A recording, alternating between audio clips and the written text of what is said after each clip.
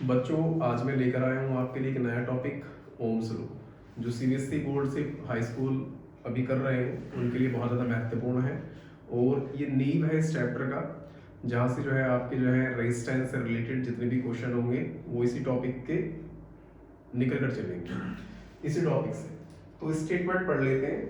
अगर स्टेटमेंट आप पढ़ोगे तो दो डेफिनेशन यहाँ बन जाती है। डेफिनेशन मैंने यहाँ पे लिखी हुई है, दूसरी डेफिनेशन आप लोगों को पता ही होगा।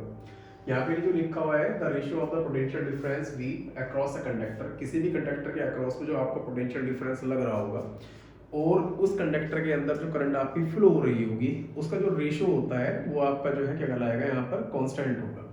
और कांस्टेंट की जो वैल्यू होगी वो क्या होगी, मैं सब चीज़ें आपको बता रहा हूँ इस टॉपिक के अंदर। चलिए आप इस टॉपिक के अंदर यहाँ पर जो मेरे पास कंडक्टर है, कंडक्टर कितना हुआ मेरे पास, यहाँ पर एक लेंथ ले ली मैंने इस कंडक्टर की। कितनी लेंथ ले ली इस कंडक्टर की, हो गई मेरे पास यहाँ L। और इस कंडक्टर को मैंने किससे ऐड कर दिया बेटा, एक बैटरी से मैंने इसको ऐड किया है। और बैटरी का जो पोटेंशियल होगा, यानी इसके ये जो आपका एंड्स है, इन जीरो के बीच में जो पोटेंशियल होगा वो V होगा।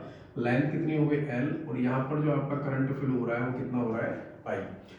अब देखिए यहाँ पर जो डेफिनेशन है, डेफिनेशन हर बुक के अंदर अलग अलग दी होगी। जैसे अभी मैं कहूँ आपसे कि यहाँ पर जो I है करंट, वो प्रोपोर्शनल होगा V के। बट इन केस आपका जो रेजिस्टेंस है या आपका जो यहाँ पर कांस्टेंट मटेरियल आएगा वो डिपेंड होगा nature of length, nature of temperature, nature of cross sectional area of conductor. तो हम लोगों का क्या लेना है यहाँ पर, अगर हमारी फिजिकल क्वांटिटी यहाँ पर कांस्टेंट हो रही है, फिजिकल क्वांटिटी कांस्टेंट हो रही है, देन V प्रोपोर्शनल कितना हो गया आपके पास I।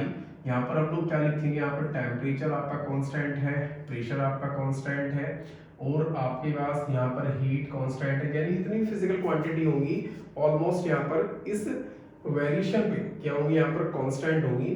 तब जाकर हमारे पास ये रिलेशन जो बनता है V बराबर कितना बनता है, IR बनता है।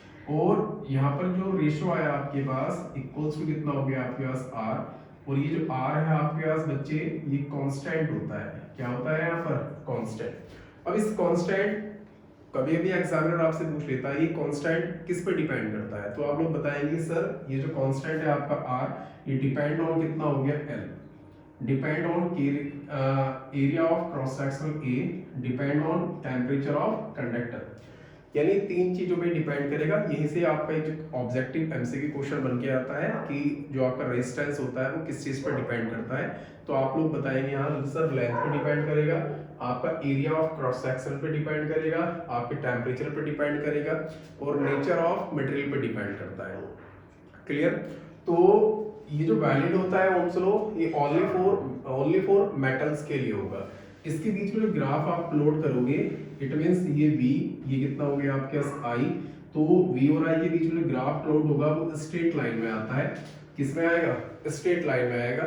और ये ओनली फॉर मेटल के लिए होगा। किसके लिए होगा, ओनली फॉर मेटल के लिए होगा। क्लियर। अब देखिए इससे रिलेटेड जो नेक्स्ट टॉपिक है वो मैं लेकर आ रहा हूँ आपके लिए।